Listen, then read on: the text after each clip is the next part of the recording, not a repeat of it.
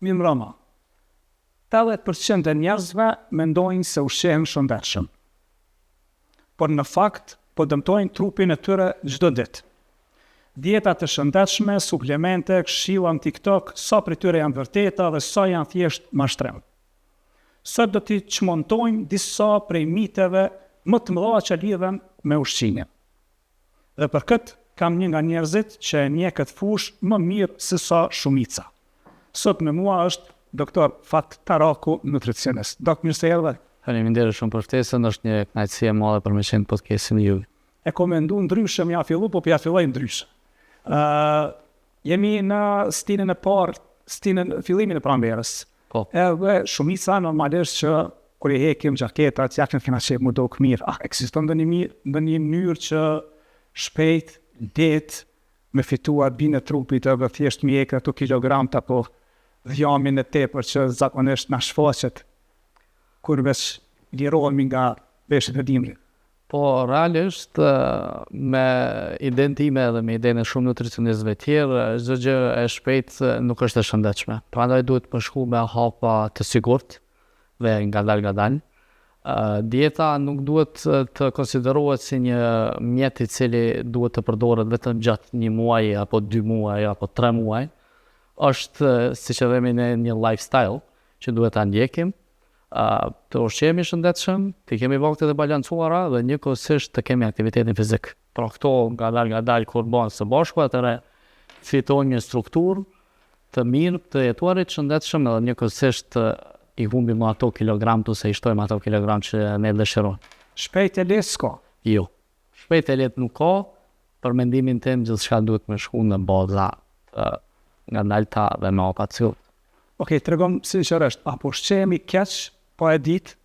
Realisht, unë mendoj që duhet të dimë se çfarë është e shëndetshme dhe çfarë nuk është e shëndetshme. Ne jetojmë në një epokë në të cilën kemi shumë çështje tek ushqimet të cilat janë ultra të procesuara, të cilat po na ndikojnë në shëndetin metabolik, ku po krijohet stresi metabolik edhe po shoqërohet me sëmundje tjera. Prandaj është shumë e rëndësishme që të dimë se çfarë po ham dhe çfarë duhet të mos konsumojmë për dietën tonë. Pra është e rëndësishme që të dimë që disa ushqime na bëjnë mirë dhe disa ushqime tjera nuk na bëjnë mirë. Është vërtet që shumica e njerëzve në Kosovë ushqehen gabim. Besoj që tani është një trend në rritje që njerëzit tani po i kushtojnë më shumë rëndësi ushqimit edhe shëndetit në përgjithësi, duke u përkushtuar tani dietës dhe jo vetëm, si me thonë, mu drejtu direkt e barnatorët. Për përkushtohen shëndetit edhe kemi një trend në rritje në të cilën jemi të gëzuar si nutricionist që njerëzit vetëm po vetëdijsohen edhe po marrin këshilla prej personave adekuat dhe pse jo, atëherë mi kuptu se çfarë është e mirë për trupin tonë dhe çfarë nuk është e mirë për trupin tonë. Okej, unë fillova me një përqind, gjitha 70% Po. ushqehemi gabim. Po. Cili është gabimi më i madh që shet tek ushqyerja tek pacientët? Unë besoj thellë që keq ushqyerja është ndër faktorët kryesorë që duhet të kemi parasysh ose malnutrition që quajmë ne nutricionistët, për shkak se keq ushqyerja edhe nëse jemi në gjendje stabile në mënyrë sa më të shëndetshme, por nëse kemi ndonjë smundje, keq ushqyerja është një ndër faktorët kryesorë që duhet të kemi parasysh. Mendoj që ajo përqindje që e the 80% duhet jetë pak më e vogël, shpresoj që nuk është 80% se do të ishte shumë sprengos se Bas një motivi shkurt, unë am dërta. Po, shpresoj që nëse ato statistika janë të sakta, atëherë të bien ato numra. Okej, si duket një ditë tipike ushqimi në Kosovë dhe ku gabojmë? Siç e thash, kemi çështje tek çto ushqimet e procesuara, kemi tek fast foodet, prej moshave të hershme, prej moshave që shkojnë prej shkollës fillore deri tek njerëzit që shkojnë në punë. Besoj që që ka një keq ushqyerje tek të gjitha grup moshat, edhe karakterizohet tek çdo ushqime të cilat janë të fast foodet, hamburgera, tek pjesa tagari që duhet të eliminuar, edhe ushqime tjera të procesuara që i kemi në tryezën tonë. Këto duhet me pas pak më shumë parasysh çdo person i cili dëshiron që të është shëndetshëm. Okej, po fillojmë me mëngjezin ton tradicional, Po, edhe pse që papat po, qoftë të gjëra tjera Po. të Besutit nuk janë pjesë të ushqimit tradicional, Po. ne fillojmë shumicën e kohës me to. Ç'është mi largu do kur ne mësu ndoshta me to, dhe shumica e popullatës po them nuk e shmangin dot këto ushqime. besoj që tashti kur kemi një rritje të persona të cilat konsumojnë këto ushqime. Kur konsumojnë këto ushqime, atëherë kemi probleme tjera. Te këto ushqime duhet anashkaluar, duhet parandaluar, sepse kemi ide që kemi parandalimin edhe menaxhimin. Ne duhet që të parandalojmë që këta persona të konsumojnë çdo ditë këto ushqime, edhe pse nuk jam kundër trashëgimisë kulturore që kemi si një popull, por njëkohësisht duhet të kemi më shumë kujdes tek konsumi këtyre ushqimeve. Të paktën një çdo ditë. Okej, buka e bardhë. Po. A është problemi kryesor të ushqimit janë? Jo, nuk e besoj që është buka e bardhë, ndoshta është mielli i bardhë.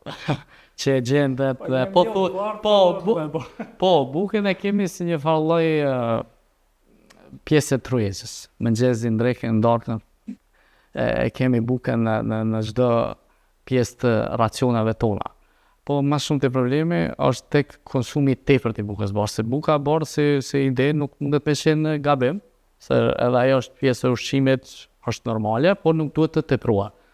E ne pak si popull e teprojmë mundë me thujt në thojza, edhe besoj që është një qasje gabueshme tek buka e bardhë. Po jo vetëm tek buka e bardhë, po edhe tek këto ushqime tradicionale, tash jemi rall tek pitet, flijat, mantijat që pothuajse kemi çdo jo. Okej, nëse zaventohet buka e bardhë me integralen, Po edhe buka integrale duhet atë me mos, nuk duhet të tejkalohet ajo konsumimi i tepërt. I këtë duhet të jenë të strukturuara mirë. Një ditë nga kjo, një ditë nga ajo. Të kombinohen. mëngjezin e zgjidhen dhe diku Po. që shmang darkat e vona edhe ndikojnë në shtimin e peshës. Po, ndikojnë në shtimin e peshës në atë moment që hajmë më shumë se që kemi aktivitet. Nëse hajmë më shumë se që kemi aktivitet, atëherë automatikisht e marrim më shumë kalori, dhe kur marrim më shumë kalori, atëherë do të thonë që pesha jonë trupore do vazhdoj të rritet. Prandaj unë rekomandoj që edhe pse dikush mundet pas ushqimin në orët e vona, sepse është një mit që nuk bën me hungër pas orës 6, se trupi punon njëjtë pothuajse, por duhet me qenë me aktivitet fizik edhe me kalori të moderuar, që mos me shtu pesh edhe mos të kalojnë në smundjet tjera metabolike, edhe mos jemi edhe po ashtu tek pjesa të mos jemi rezistent ndaj insulinës, stresit metabolik, diabetit, edhe disa llojeve të kancerit që po vinë edhe prej dietës, edhe prej aktivitetit fizik. Okej, a është mit kjo që thuhet pas orës 7, nëse nuk han bukë, okej, kime qenë mirë me peshën? Jo, që nëse tek disa persona mund të funksionojë, tash t'jemi real, por jo tek të gjithë. Nuk duhet që të generalizohet. Secili individ e ka dietën e vet, secili metabolizëm punon ndryshe edhe jeton ndryshe, prandaj që nuk vlen kjo rregull për çdo kënd. Pra nuk duhet të generalizohet.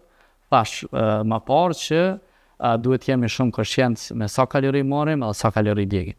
Okej, isha ndalë pak tek fast foodi, sepse është, po thëmë të jesh shqetësuesem përdorimi i këtyre ushqimeve, sidomos nga moshat e reja, fëmijë, të kështu me radhë. A është çaq i rrezikshëm apo egzagerohet pak sa thuhet në opinion? Nuk është e rëndësishme se çfarë hajmë sot apo nesër, po çfarë hajmë gjatë gjithë jetës. Edhe prej fillimit të hershëm tek fëmijët, është mirë që të mësohet ose të edukohet fëmia të mos ketë qasje tek këto ushqime. Prandaj prej moshave të hershme, le të trashëgohet një edukatë ushqimore, ku fëmia duhet të kuptojë se çfarë është e mirë për trupin e tij dhe çfarë nuk është e mirë për trupin e tij. Ndoshta edhe mund të egzagerohet deri në një pjesë, por në një pjesë ka statistika që kaloritë e tepërta që gjenden në këto ushqime, si të këto të procesuara, që janë të chipsat apo të pijet me shumë sheqer, ndikojnë tek fëmijët. Ndikojnë tek fëmijët nëse jo në atë moshë, kur arrin një moshë më madhore, atëherë këto probleme vetëm kanë mu shfaq në pa. Okej, nëse i kishë ndalu 3 ushqime, cilat ne shqiptarët i konsumojnë jashtëzakonisht shumë. Cilat do të ishin ato sipas teje? Une, për me ndalu, duhet është një fjalë shumë e madhe. Por kisha pas qef që populli mu eduku që me përdor çdo ushqim në mos të moderuar. Edhe atë ushqimin e shëndetshëm që e karakterizojnë të shëndetshëm, me pas në mënyrë të moderuar, pra mos me te i kalu.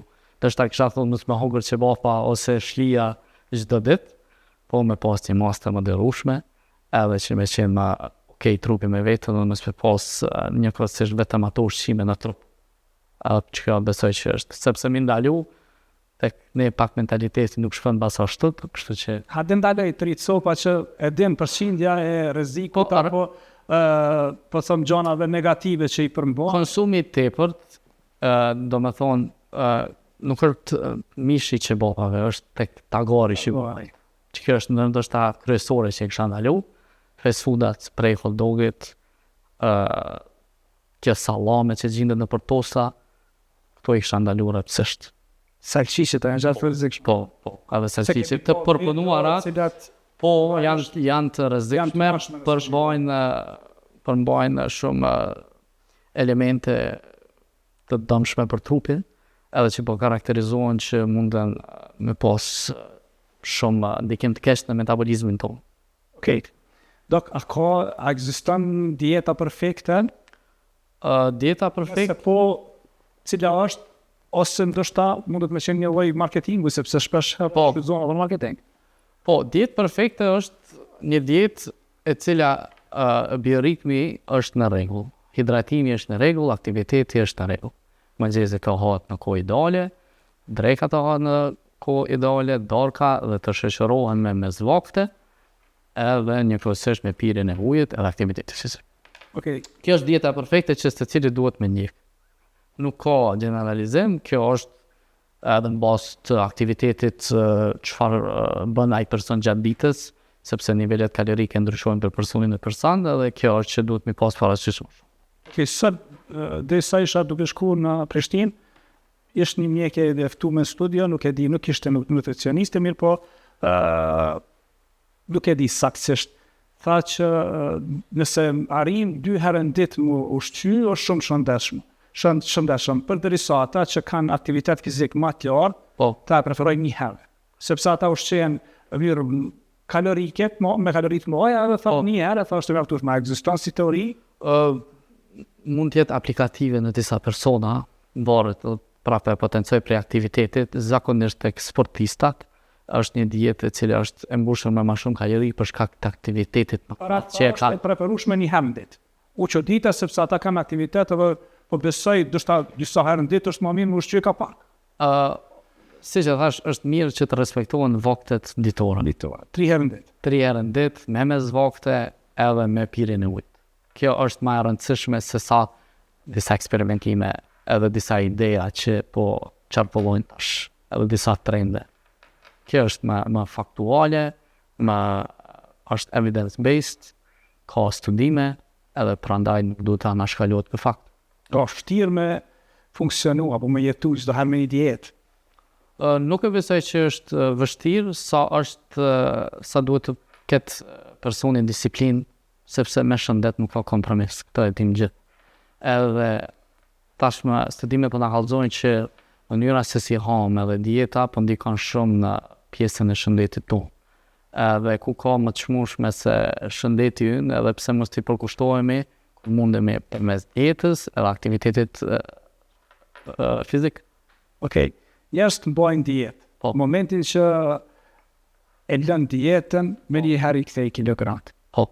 A është e drejtë? Në një farë forme është pra po kthehem që vetë fjala dietë është një lifestyle ose një rutinë që duhet të ndiqet gjatë gjithë jetës. Nuk ka dietë vetëm për 1 muaj, nuk ka dietë për 2 muaj, nuk ka dietë me 10 kilogram për 1 muaj. Këto janë absurditete.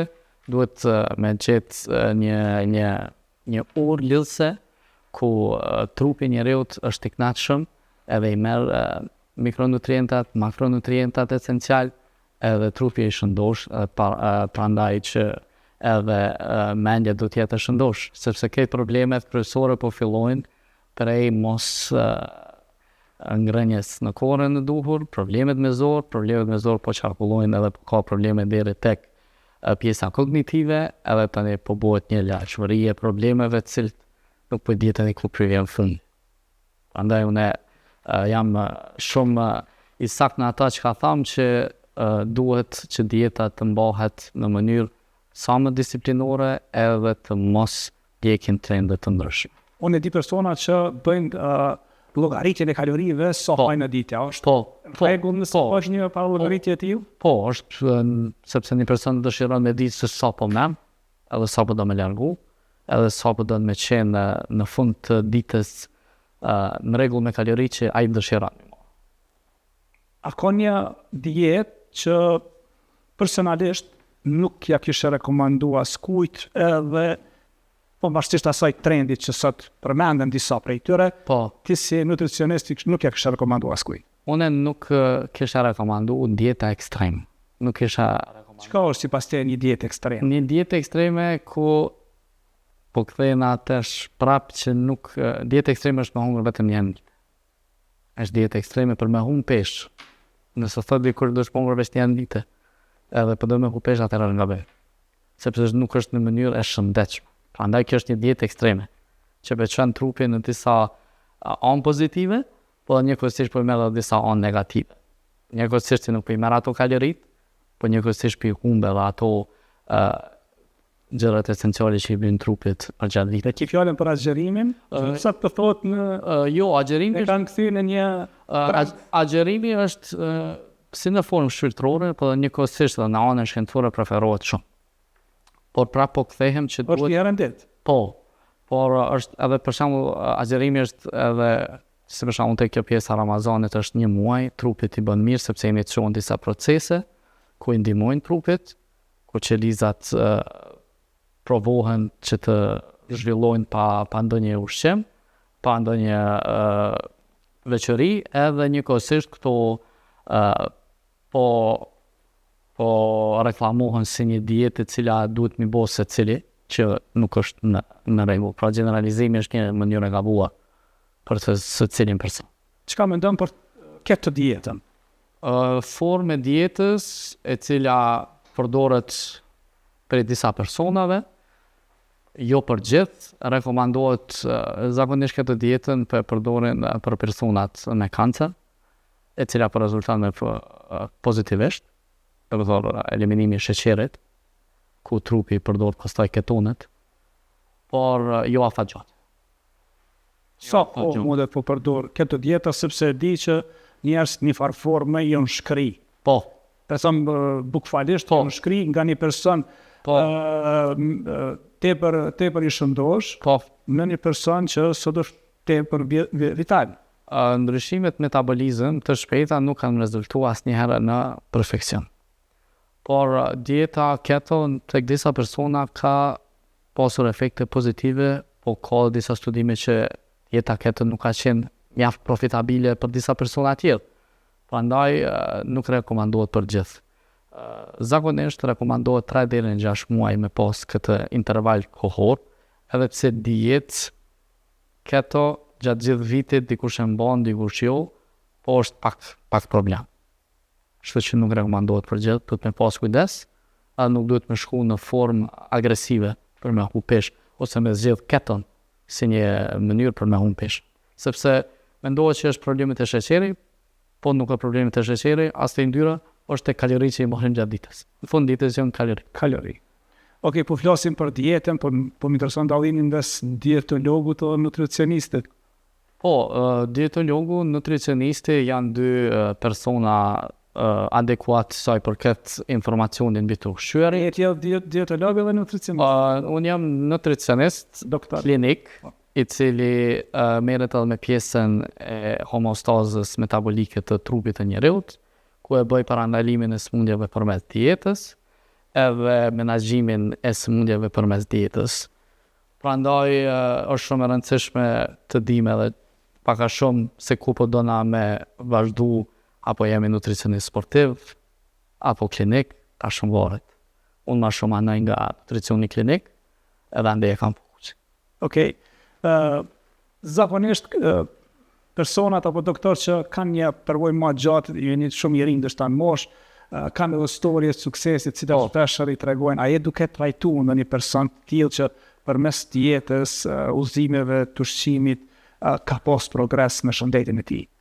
Çdo person i cili ndjek dietën edhe mënyrën se si të jetohet, ka me pas sukses. Storja e suksesi ka me të gjithë pacientat apo persona që referohen tek unë, që dëshirojnë që të kenë një jetë të shëndetshme, por meritat gjithmonë një shkon pacientit apo personit cilit dëshiron që jeta e tij mu bazohet rreth ushqimit edhe mbas të aktivitetit sportiv. Storja e suksesi, gjatë 2 viteve që kam qenë në Itali, kam qenë pjesë e një projektit klinik me profesorin tim Angelo Di Vincenzo në Spitalin Universitar të Padovës, ku i kam kryer 2 vjet studime aty. Edhe kemi pas një projekt rreth mezoteliomes, një kancer agresiv ku i përfshin mushkrit, i cili bëhet ndaj ekspozimit të azbestit, ku me një qasje klinike kemi rritur optimizimin e marrjes proteinike, edhe kemi bërë degradimin e masës muskulare, sepse këta persona përfshin simptoma si kalkeksi, edhe me një inflamacion sistemik të lartë, ku mbas të dietës, optimizimit të marrjes proteinike, kemi arritur që të ndalim degradimin e muskujve, të sarkopenis, nivelet të sarkopenjes, dhe kemi arritur që personat të jenë më vital gjatë marrjes trajtimit ose gjatë kimioterapisë. Jo, po, me qenë se kanceri si smundje është shumë i shfaqur. Po. Edhe zakonisht pacientët që bujnë nga kjo smundje apo vren ndoshta shenjat e para drejtohen tek onkologu. Po. Sa vinë dhe këshillohen me nutricionistin, me qenë se po flitet vazhdimisht në studio që ushqimi ka një rol të rëndësishëm në ndalimin apo parandalimin apo zhvogëlimin e gjasave të smundjes. Roli i nutricionit, nutricionisti ka një rol integral, siç thash, edhe për menaxhim, edhe për trajtim, edhe për parandalimin. Si të pjesë onkologjisë ose si të pjesë tjera, nutricioni luan një rol të madh. Në Kosovë duhet që doktorët të referohen më shumë tek nutricionistët sa i përket pjesës së ushqimit, për të krijuar një urë lidhëse mes doktorit dhe nutricionistit, që të kemi një bashkëpunim, edhe që njëkohësisht pacientin ta trajtojmë edhe në mënyrë edhe në raportin nutricional, domethënë me terapi nutricionale, jo vetëm me barna, por edhe me pjesën e ushqimit. Prandaj kjo është shumë e rëndësishme. Unë e ceka si bashkë me profesorin tim Angelon, ai është një kardiolog internist në Padova, ku ai ka bashkëpunuar me mua sa i përket pjesës së nutricionit edhe dietës, dhe kemi arrit një bashkëpunim, edhe ku kemi pa rezultate tek pacienti. Kosova, ki bashkëpunim me ndonjë onkolog? Po, kemi bashkëpunime me onkolog. Ai orientojnë tek ju apo thjesht edhe ata mundohen me përpos profesionit onkologut që e kanë, e luajnë të njëjtën kohë dhe nutricionistin? Realisht bëhet një orientim, në biohet bëhet orientimi, jo vetëm në fushën e onkologjisë, por në fusha tjera mjekësore, ku çdo doktor bashkëpunon me mua dhe krijohen një stabilitet edhe disa mendime bazë se si duhet të trajtohet ky person. Okej, është e vërtetë që disa njerëz janë thjesht dëmbel, por në anën tjetër thirrën që metabolizmi i tyre nuk është i shpejtë në atë aspektin e përpunimit të ushqimeve, gjanave, të cilat realisht disa thonë që ka metabolizëm më shpejt, liget më shpejt, humb peshë më shpejt. Shpjegon këtë çështje pak sepse qëndron në një formë, nuk mund të themi sepse kemi metabolizmin ndryshe edhe dallojmë prej metabolizmit për metabolizmit, por në këtë nivel të bisedës unë e kisha quajtur që për me dash me humb peshë ose me shtu peshë, një duhet mu shiku ushqimi, pastaj me këshyr këto aspektet ekstra për mendimeve tona, a i kemi të ngadalt apo të shpejt metabolizmin. Kjo mënyrë si përthurti në forma të dembelit, është përmezjet arsye që as mos me arrit formën perfekte që pe donë ai person, edhe më janë shkalu krejt gjëra tjera që i rrethojnë, edhe më alon fojnë vetë metabolizm. Kështu që nuk është vetëm tek metabolizmi, por është vetë tek njeriu, se do me arrit suksesin e tina.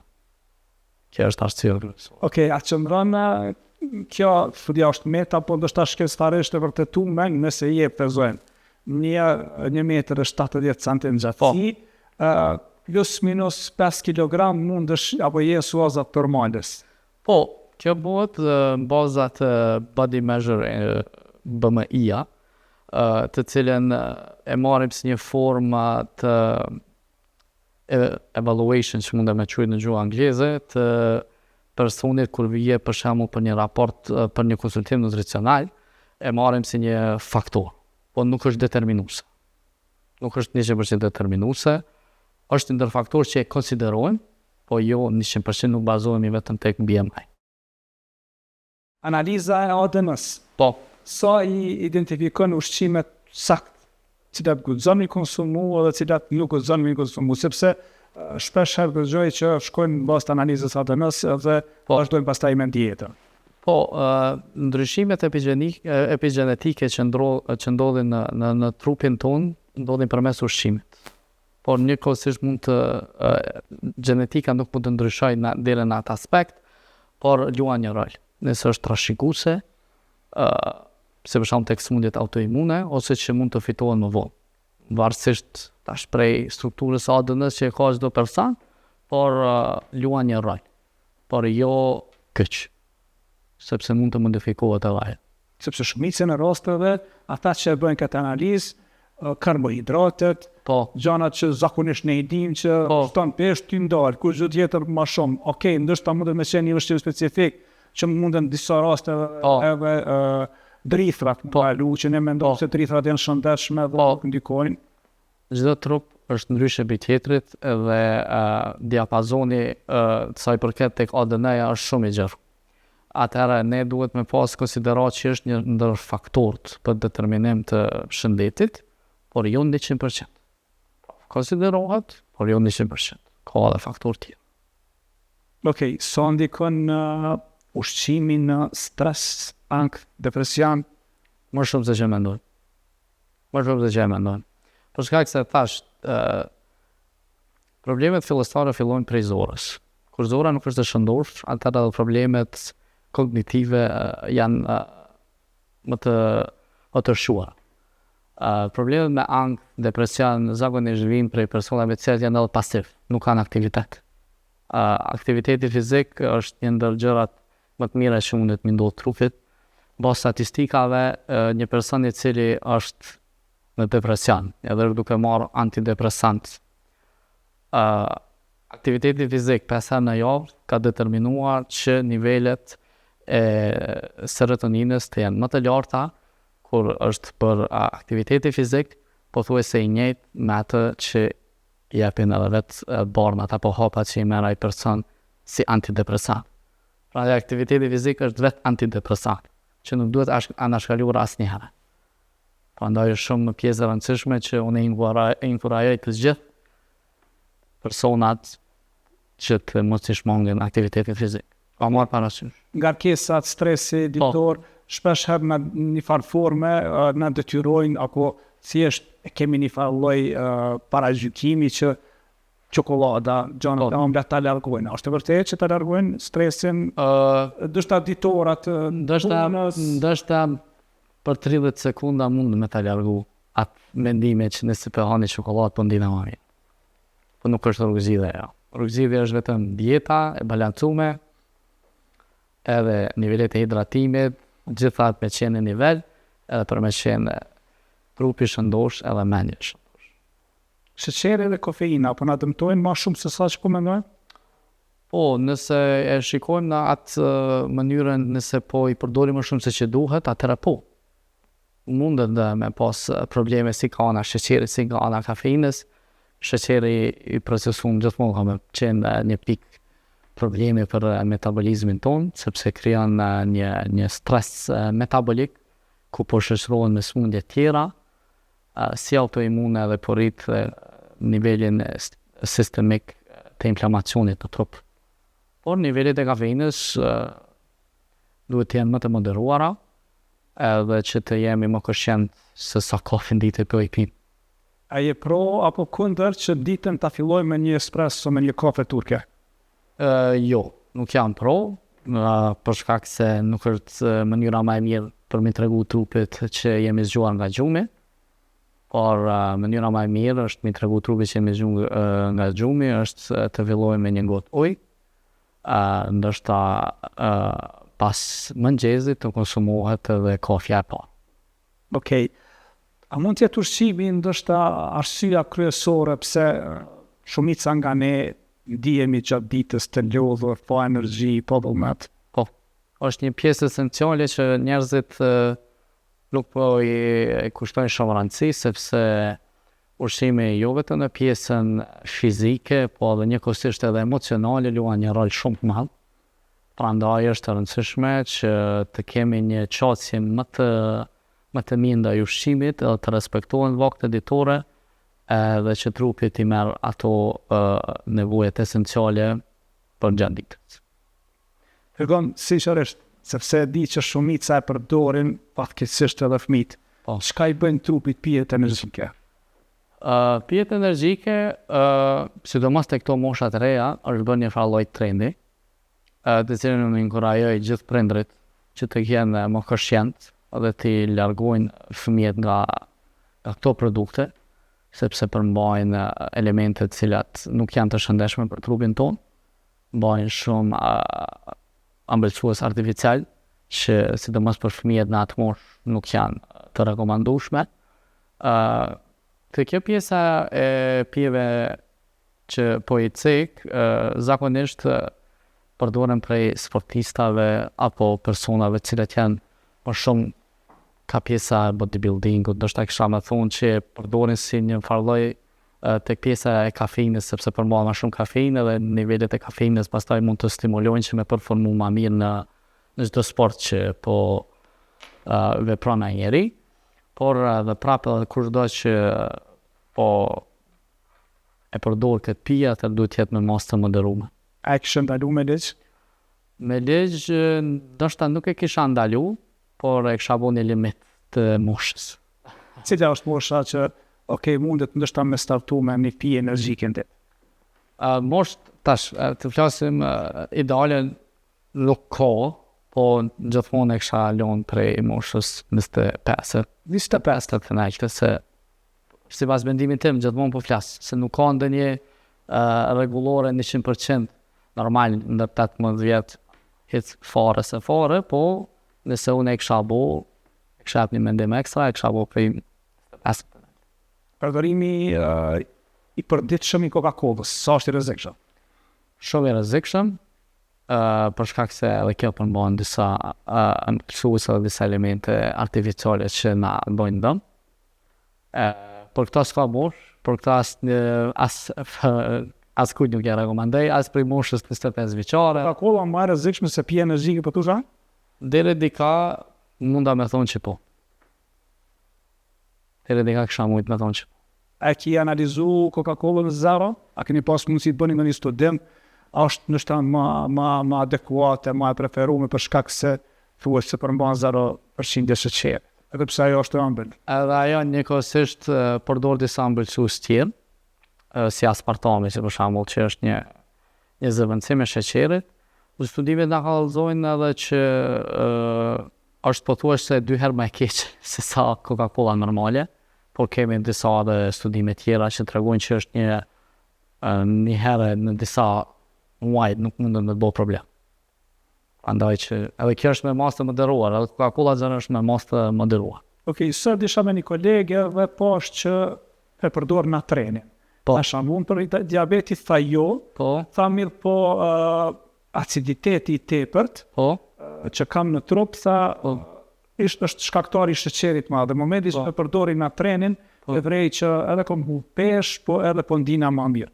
A është e lejuar me përdor natrenin vazhdimisht?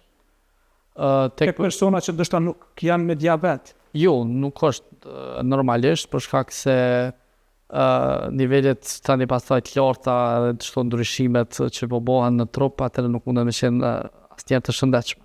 Prandaj natreni është një alternativë, por jo të përdoret njëkohësisht apo gjatë gjithë kohës për një person i cili nuk është me diabet. nuk e dja për thonë sakt Ozempik, Po, vendion, po, për me humë pesh, po. e realisht shërbejnë për personat me diabet apo? Me diabet dhe me persona që janë me obezitet të klasit lartë. Është një formë. Trego ma reagimin e Ozempikut në organizëm, sepse çdo ditë e dëgjoj që përdorin VIP-t, Po, me tregoj që e ka përdor, disa thonë që jo, po prap shihet që është ju për përdor mas të madhe nga opinioni. në këtë rast, kemi shumë studime që tregojnë që Ozempiku ka pas disa efekte pozitive tek pjesa e personave me obezitet të klasit lartë. Edhe ka pasur rezultate mjaft të mira për atë person ose për ata pacienta që ka përdorur. Por studimet tash po na kallëzojnë që Ozempiku po ka një lidhje me shkatrimin e dënësisë së kockave tek pacientat, edhe pacientat pas një kohe po e vrejnë një farë lloj lodhje më të tepërt, edhe një ide ku pacienti po rikthehet në atë formën e mëparshme. Prandaj që nuk është as Ozempiku ose alternativat e tjera mënyra kryesore se si me humbë peshën, por kemi 100 rrugëzidhje tjera për mos marrë deri tek Ozempiku, dhe normalisht nuk duhet që të rekomandohet për çdo person i cili kërkon të humbë peshë. Por siç e thash, duhet me shku me dietë, aktivitet fizik, bioritmi me qenë në rregull, edhe besoj që çdo person i cili dëshiron me humbë peshë, atëherë mundet me përdor dietën si formën kryesore, por në disa raste specifike Ozempiku po përdoret po përshkruhet për doktorëve. Po. A ki preferu, a ki rekomandu nuk me recet? Jo, as kujt, deri tash jo. As nuk e besoj që do të ja rekomandoj dikujt. Zakonisht kjo bëhet mes doktorit, nutricionistit, edhe fund jepet ideja është ai person për Ozempik, apo nuk është për Ozempik. Është varet edhe prej kuadrës së mjekut, do të qysh është pacient. Dorim pak tek suplementet. A janë proteinat edhe kreatina sigurta? Kreatina është shumë e studiuar. Tani është një lidhje mes se si kreatina po luan një rol shumë të veçantë edhe të mirë tek pjesa kognitive, tek pjesa e trurit. Përdoret shumë tek atletat ose tek persona të cilët janë te pjesa e aktivitetit fizik. Njëkohësisht edhe proteinat nuk ka ndonjë dëm që mundet mi abo trupit, por derisa trupi është në atë stadin normal që nuk ka probleme tjera, normal kreatina pastaj duhet mu shoqëruar edhe me dietën, edhe mu kombinu me dietën, edhe me nivelet e hidratimit që me funksionu 100%. Okej, kreatina përdoret vetëm tek personat që ushtrojnë fitness, bodybuilding, apo munden me përdorë? Tani po rekomandohet edhe për personat që nuk e bojnë pjesën e aktivitetit fizik. Çka ju ndihmon këtyre? Për tek përqendrimi më shumë. Ma shumë tek përqendrimi. Është një ide se nivelet se kreatina i rrit nivelet e përqendrimit ditor. Okej, cilat suplemente i rekomandon tek personat e zakonshëm që ndoshta nuk e preferojnë fitnessin përpos kreatinës? Gjithmonë tek anaj ka vitamina D, sepse luan një rol shumë mbarë plot në gjithë trupin. Magneziumi, B12, vitamina C, të gjitha këtu për mendimin tim janë më esenciale. Magneziumi glicinati është një ndër forma më të mira që mundet me përdor dikush. Magneziumin, zinku, të gjitha këtu më mërmendja që duhet çdo person të ketë në konsiderat që ti suplementoj, por edhe ti merr edhe nga pjesa e ushqimit. Jo vetëm nga ana e suplementimit, por edhe nga pjesa e dietës. Okej, viteve të fundit kollagjeni po përmendet. Po. A rekomandon? Rekomandohet pas moshës 30 vjeçare. Po jo ndër moshën 30 vjeçare. Pse? Po shkak se nivelet e trupit pastaj pas moshës 30 vjeçare, nivelet e kolagjenit në një farë forme jo degradohen, por stimulohen më shumë nëse marrim kolagjenin në mënyrë si suplementim. Cilat janë suplementet më të kota në treg? Më të kota në treg, sa i përket suplementimit, besoj Problemet e Po të kushtoj pak, etiketu, jo me etiketu, po ndoshta çdo gjë e cila teprohet. Çdo vitamin që merret që të shkojnë në stade ma të mëdha se që duhet. Me të kalu ato rekomandimet. As me marrë ma shumë se që duhet ose mbas dozës që rekomandohet. Sepse rekomandohet doza, edhe mbas dozës duhet me shku suplementimi. Nuk ban me çu ma shumë se që duhet. Okej, kemi pas raste, realisht kom dëgju, prapë nuk e di konkretisht që pas përdorimit të proteinës tepër të suplementeve tjera të fitnessit kanë pasur ndikim në fertilitet. Ka pasur shkencora? Mundet, unë nuk e besoj që kreatina mundet me dërgu në infertilitet. Nuk ma më mendja, infertilitet, ndoshta këto pjesa tjera që nuk i tregojnë pjesëtarët e fitnessit, disa suplementime ekstra, ndoshta ato mundet me të shonë. Cilat janë ato që Marrja testosteronit. testosteroni? E marrin shumë në Kosovë? Nuk e kam ndonjë statistik, por me gjos, po është një trend në rritje. A është ndalume me rregullat sportive? Me rregullat sportive është ndalume. Po nëse përshkruhet prej mjekut, ajo është diçka tjetër. Nivelet e ulta të testosteronit mundet një mjek me përshkru, edhe me thonë që ki mungesë, suplementohet ose merret, po normal në baza sportive nuk lejohet. Okej, dok, a mundesh më ushqy shëndetshëm me pak parë në Kosovë? Po, besoj po. Nëse marrin gjithçka nga pak, në trezën tonë, atëra ma mendja që nuk kemi nevojë të shpenzojmë shumë që të kemi një dietë të shëndetshme. Okej, cilat janë disa ushqime të lira, por shumë të shëndetshme? Tash me këtë rritje të çmimeve nuk po di apo ka diçka mund të lirë. Po normal, disa super ushqime që i quajnë janë bimet krucifere, lakra, lule lakra, lakra Brukselit. Të gjithë këto bimet krucifere janë shumë të dobishme për trupin e njeriut, edhe inkurajt gjithë që me fut në këtë djetën e tyre të përditshme.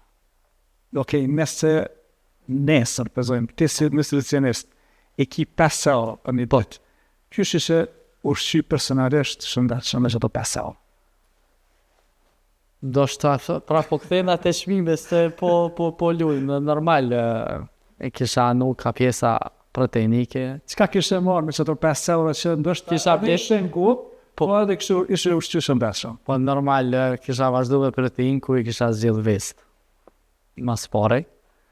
Pastaj ndoshta edhe tek pjesa ku kisha fut pak pjesën krucifere që e përmenda, bukën integrale, edhe besoj ndoshta me 5 euro kishin dalë diçka.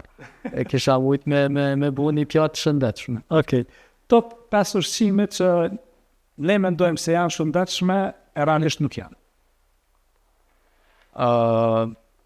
Etiketimi i ushqimeve të jo të shëndetshme normalisht ndikon te pjesa e nutricionit. Thash, ushqim të pashëndetshëm e krahasojmë i etiketojmë vetëm ushqimet që janë ultra të procesuara. Te këto pjesë të tjera nuk mund të quajmë të jo të shëndetshme, por duhet të merren në masë të moderuar. Si te pjesa peve, si te pjesa perimeve, vetëm nuk duhet që të tepruhet. Se çdo gjë që tepruhet atëherë është nga verë. Asgjë tjetër. Pra ushqimi i kuq apo ushqimi mishi kuq, po, mishi i viçit nuk është që është i dëmshëm nuk mundet me qenë i dëmshëm nëse konsumohet në mënyrë të moderuar. Mishi i pulës njëjtë, mishi i peshkut njëjtë, edhe pse inkurajohet që mishin e peshkut me përdorë edhe më shumë se 2 herë në javë. Por çdo gjë që është e moderuar, atëherë është e mirë për trup. Po ka ndonjë ide tjetër shkencore që kuqja vezës, e gjithë veza duhet më konsumu pa marrë parasysh. të shojtë na konsumu Veza ardhe me kuqe. whole egg që i thamone, të gjithë vezën duhet më konsumu pa përjashtim. Po jo ma shumë për me dalë prej me te i kalu konsumimin tepër të vezë. A është bio çdo herë më e mira? Bio, çdo herë më e mira, ndoshta në këtë trendin e sotëm, po çka quajmë bio sot? Ka bio në Kosovë, Ka bio në Kosovë. sepse e di që ka disa rregulla të ushqimit që për më konsideru të jenë bio. Normal. Malësia nga për shembull, Toka që punohet edhe kujdesi që bëhet tek ato frutat apo perimet të cilat shiten, normalisht etiketohen si ushqim ekstra bio ose super ushqim. Normalisht tani po ndikon edhe tek këto idetë se nëse shkruan bio atëherë është 100% bio. Po normal që gjithmonë duhet me lexuat etiketën mbas me këshyra është 100% bio. Sepse duhet me pas kujdes edhe në etiketën të ushqimeve. Okej, sepse kom dëgjuar disa rregulla për që prodhohen në shtëpi, nëse shtëpia është skaj rrugës apo një fabrike, një industri dhe ka gazra në pjesë, normalisht nëse punohet në tokë dhe kultivohet tokë prapë nuk është bio, është vërtet kjo. Ka shumë indikacione që mundet mos me qenë bio dhe mënyra se si ruhen ato ushqime deri tek vinë tek tryeza jonë.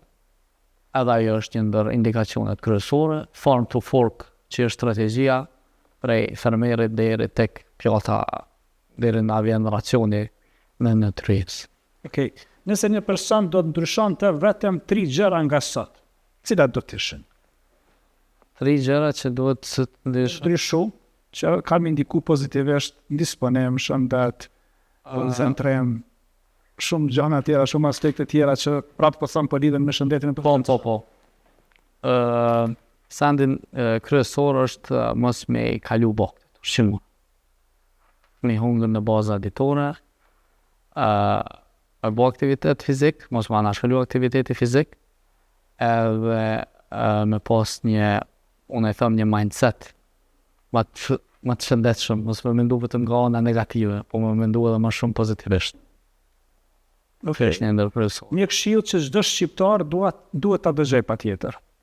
Dieta balancume është një ndër gjërat kryesore që çdo person duhet të ketë parasysh. Vaktet edhe ushqimet nuk duhet të anashkalohen, duhet të jemi më koshient se çfarë po ham, edhe pse po e ham atë ushqim, edhe të jemi më të strukturuar gjatë kombinimit të vakteve prej mëngjesit deri tek dorë. Apo jetojmë më shkurt për shkak të ushqimit? Po, ushqimi luan një rol mjaft të madh tek gjatësia e njerëzit. Luan një rol shumë të madh, zakonisht tek personat që kanë sëmundje autoimune. Dieta duhet me qenë faktori kryesor që ja determinon jetëgjatësinë. Për shkak se nëse i përmbohet dietës edhe ushqimeve që rekomandohen edhe ushqimet që i ndalohen, atëherë gjatësia normalisht që ka me ndryshu edhe mortaliteti do të vijë. Pra do të kemi parasysh edhe tek këta personat, edhe tek pjesa e diabetit, edhe tek pjesa e sëmundjeve tjera, kardiovaskulare, tek dislipidemit, duhet të kemi parasysh që ushqimi luan një rol shumë të rëndësishëm mbi shëndetin e njeriut, si në menaxhim të sëmundjes, po edhe në paranel. Okej. Apo helmojmë veten çdo ditë pa njit. Në një farë mënyre po, për shkak se po kthehem prap, kemi një qasje direkte tek këto ushqimet ultra të procesuara, edhe ku po ham ushqime të cilat larg po na ulin një gjatësinë, edhe po i kemi çdo ditë në tryezë. Siç e përmendëm tek pijet, tek Coca-Cola, tek këto pijet të cilat janë të mbushura me sheqer, tek pjesa e fast foodit, tek pjesa e ushqimeve të cilat teprohen, normalisht gjitha këto i luan një rol mjaft të madh. Okej, një ushqim apo një rutinë jona e zakonshme, që ndikon negativisht, por që akoma nuk flitet aq sa duhet për ta. Një rutinë e cila zakonisht kur nuk hahet mëngjesi. Automatikisht nuk po e anashkalon një vaktin kryesor të ditës, edhe njëkohësisht tani kjo homeostaza po rregullohet, edhe tani po ka komplikime të tjera gjatë ditës. Po një ditë apo një javë apo një muaj nuk ka rëndësi, është e rëndësishme se çka bëjmë me vite. Prandaj duhet i kushtojmë rëndësi se jo çfarë po ham vetëm sot dhe nesër, po çfarë po konsumojmë gjatë gjithë jetës. A është buka më e rrezikshme se sheqeri? Prapë po them, sheqeri i tepruar, yndyrat e tepruara gjithmonë ka me bo problem. Buka si bukë është bo si një farë lloj trendi që heke bukën e bardhë se mundesh mu lik. Nëse ke hungur shumë bukën e bardhë, atëherë normal që ka me konë një ndër gjërat kryesore që po ta bojnë shtimin e peshës, ose kalorit më të mëdha pi merr prej konsumimit të bukës bardhë apo çdo vakti tjetër që ti pe konsuman. Prandaj është e rëndësishme që të bëhet strategjia edhe një farë lloj thejbi që nutricioni dhe dieta të integrohen në çdo fuq. Po jetojmë në një jetë, në një botë dinamike. Shumë kemi pak kohë për mi kushtu ndoshta vetës, ushqimit. Sa sipas teje okay me hungër ndoshta fast food, me ushqim me fast food? Brenda një javë për të sot. Normal që nuk e preferoj. Nuk e preferoj se janë ato problemet që vinë me një herë, ku po bëhet zakonisht këta persona që konsumojnë shumë fast food e kanë si një farë lloje të fryrjes apo bloating që ndihen mbasi që i konsumojnë këto ushqime, pastaj vjen pikpyetja se pse bashkë pi këto ushqimeve, pse pi ofri ndonjë ushqimi tjetër. Këtu duhet kemi kujdes se bashkë këto ushqime, këto fast foodat edhe ushqimet e procesume po na aprujnë tek këto simptomat cilat na i ndijnë dita ditës nëse konsumojmë jo vetëm për një javë, po për një muaj, për 2 muaj, për 3 muaj. Është një cikël i jetës që duhet me ndjek gjatë gjithë kohës. Pra, jo vetëm për një javë. Që që kështë ndalu fëmijës tënd fast foodin? A me shka ja kështë zavendësu? A kështë mujtë me bimë me zavendësu? Unë besoj që çdo prind kish mujtë që të edukohet fëmia prej fazave më të hershme edhe të tregohet se çfarë është e mirë për trupin edhe çfarë jo. Besoj që shumë lehtë mundet me bo diçka, mja bo fëmijës tem nesër mëngjesin, mja pru të shkolla ose me marra jetë ushqim me hungër në shkollë, që mos me pas qaset e qëto ushqimet që pjohan çdo ditë fëmijët. A ka ushqim që të trashin pa marrë parasysh sa hajnë? Sa pak thanë? Po, nëse ka ushqim i cili përmban shumë kalori, atëre normal që një sasi e vogël, për shembull këto chocolate bars, Snickersat apo çto çokolada tjera përmbajnë sasi të mëdha kalorike, ti mundesh me hungur shumë pak, po e mundet me përmbajt shumë kalorik. Normal që ka edhe ushqime të cilat mundet me hungur shumë pak, po mundet me shumë. Okej, tregon pse ki vendos, ç'është vendosë me studiu nutricionin? Nutricionin kam dashur me studiu për shkak se unë vetë e kam sundjen autoimune, sundjen e celiakisë. Sundja celiake është sundja autoimune që i prek zort. Dhe kam vendosur me studiu nutricionin se si vetë po flas për eksperiencën tem, ushqimi më ka ndihmu me kthy gjendjen time shëndetësore në mënyrën më të mirë. Çfarë problemi është të vëna pak me Sundja celiake është sundja autoimune, e cila i sulmon zorët, e cila nuk e sheh glutenin si një armik në trupin tonë, edhe gluteni e dëmton zorët. Kur zorët dëmtohen, atëherë bëhet mos absorbimi i nutrientave, dhe kur kemi mos absorbim të nutrientave dhe kemi keq ushqyerje, atëherë problemet metabolike vetëm fillojnë dhe bëhet si një zinxhir apo si një halk ku lidhen edhe me sëmundje tjera. Kjo është arsyeja kryesore pse unë kam marrë këtë profesion, edhe besoj thellë që në bazë të ushqimit ne mundem me arrit formën tonë më të mirën, shëndetësore, edhe me tu një jetë perfekte edhe në bazë farë smundje apo diçka tjetër kemi në të. Okej, a i rëndu të nutricionistit, kër e ki kuptu për smundjen, apo thjesht tek një mjek tjetër, se zakonisht me atë nutricionisti shkojmë fundit, sepse shojmë si një lloj shkencë mjekësore, Ata që i lëks, Po, edhe pse nuk është lëks. po, së parim referu të doktori. Edhe normal, ai nuk më ka referu të një nutricionist.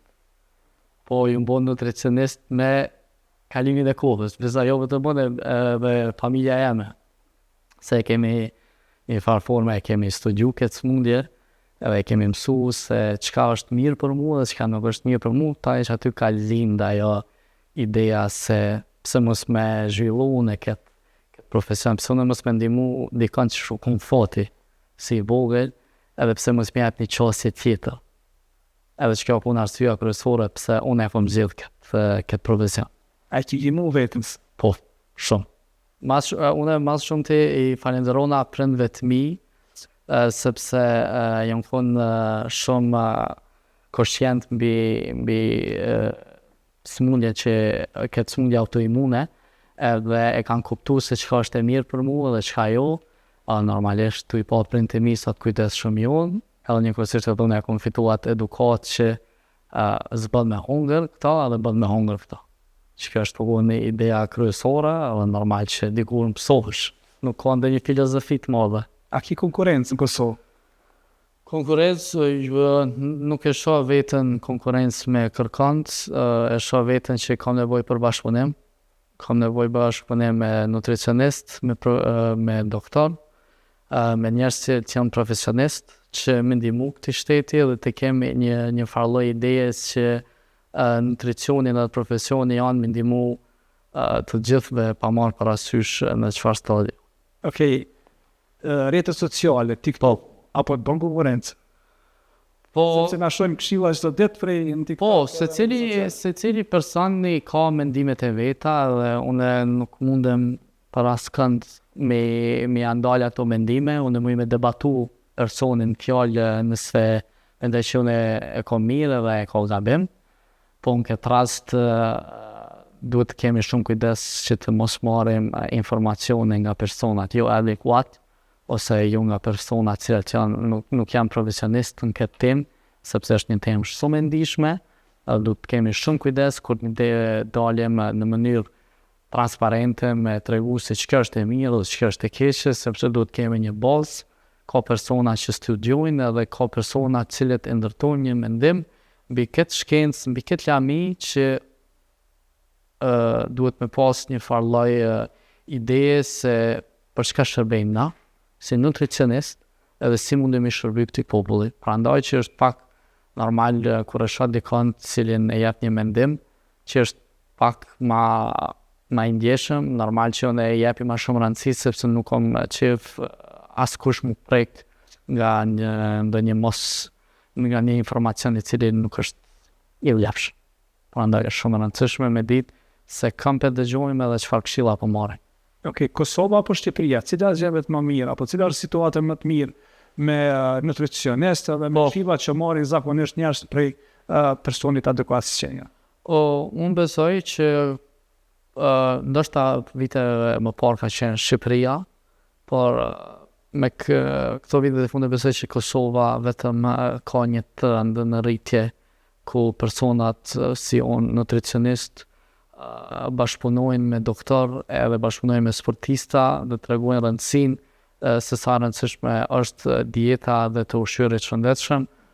Kolegët e mi edhe kushdo kush është në këtë fushë është rëndësishme që bashkëpunimi të jetë esencial edhe gjithmonë të marrim mendime mbi prej kolegëve tanë. Pash edhe njëherë konkurrencë nuk me pas, se jam shumë i hapur për çdo mendim edhe me mësu dita ditës, për shkak se nutricioni nuk është një gjë sa dosh 100% nesër mundet mos me qenë ai fakt, prandaj që duhet dita ditës mu rritë edhe ma shumë ky profesion edhe mi kushtu ma shumë profesionistëve sa i përket pjesës së nutricionit edhe shëndetit. Okej, një këshill për gjithë ata që po na shikojnë për fond, meqense gjithë podcasti ju shoqëron me këshilla të vazhdueshme, një më kryesorja që e kishi përmbyllur për këtë intervistë. Kisha jep një këshill që ushqimi të jetë bazë ose të jetë gjëja primare që ne të konsiderojmë që të jetojmë një jetë të shëndetshme, të shoqërohet me aktivitet fizik, dhe të jemi të drejt për drejt dhe të dim se çfarë po ham e pse po i ham ato ushqim. Doktor, faleminderit shumë që ishe me Shumë faleminderit, është një fatësi, shpresoj që edhe herën tjetër kanë pas diskutime rreth nutricionit, edhe besoj që jem shumë shpejt. Matësime pas doktor që vinë nga feja edhe që kontribuojnë për këtë vend. Faleminderit shumë. Okej, shikus e kuptu që nutricioni nuk është luks.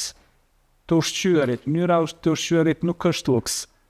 Këshillat që i dha doktori, po besoj kanë ndikuar shumë pozitivisht me cilëtetin e jetës suaj. Ndjekni ato dhe largoni sa më shumë nga ushqimet e përpunuara, fast foodit dhe gjitha ato që i përmendëm. Mos thënë pijeve energjike, Coca-Cola në gjitha këto që janë jashtëzakonisht rrezikshme. Këto i mësova unë nga doktori sonte, po besoj dhe ju i keni kuptuar gjatë këtij podcasti. Deri në episodin e ardhshëm, bashkë në rrugë.